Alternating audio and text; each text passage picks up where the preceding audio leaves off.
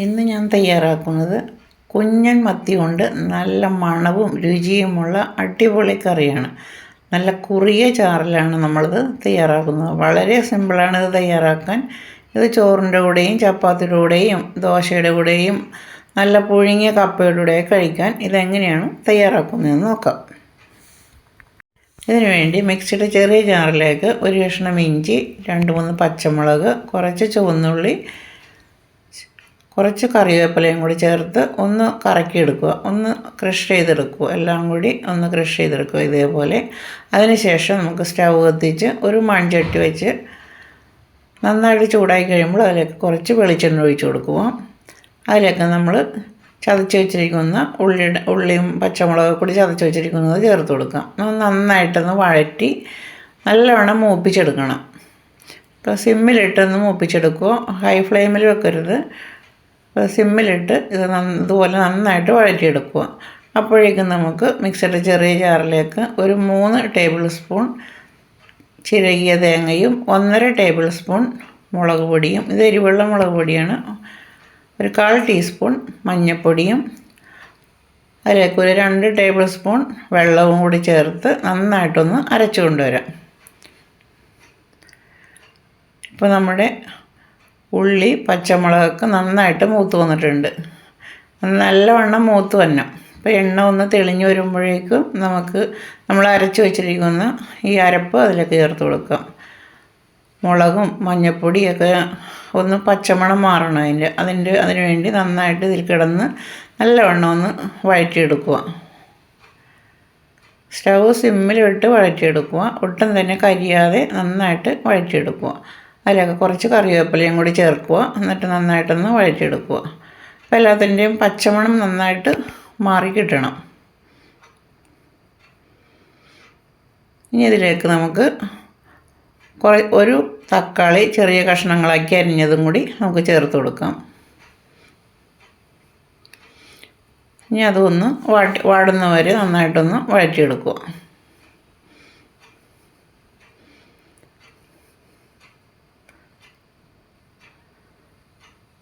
അപ്പോൾ അതും ഒന്ന് വാടിയിട്ടുണ്ട്. ഇനി നമുക്കിതിലേക്ക് ചാറിന് ആവശ്യമായ വെള്ളം ചേർത്ത് കൊടുക്കണം.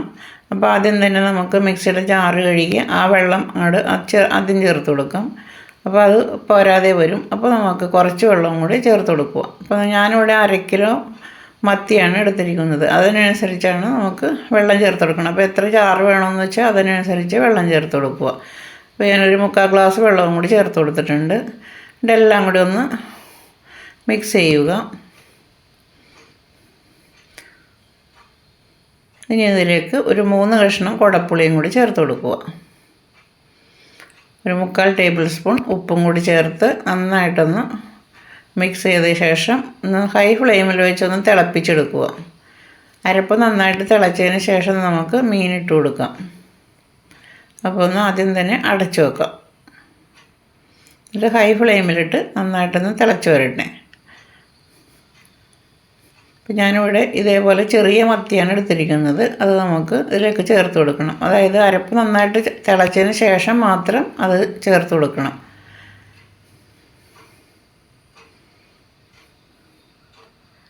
അപ്പോൾ അരപ്പ് നന്നായിട്ട് തിളച്ച് വന്നിട്ടുണ്ട്. ഇനി നമുക്ക് അതിലേക്ക് മത്തി ചേർത്ത് കൊടുക്കാം.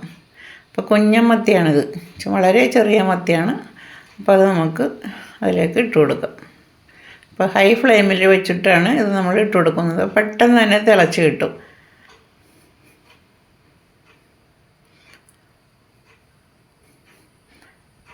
അപ്പം മത്തി ചേർത്ത് കഴിഞ്ഞ് നമ്മൾ തവി കൊണ്ട് ഇളക്കരുത്, ഇതേപോലെ ഒന്ന് അനക്കി കൊടുക്കുക.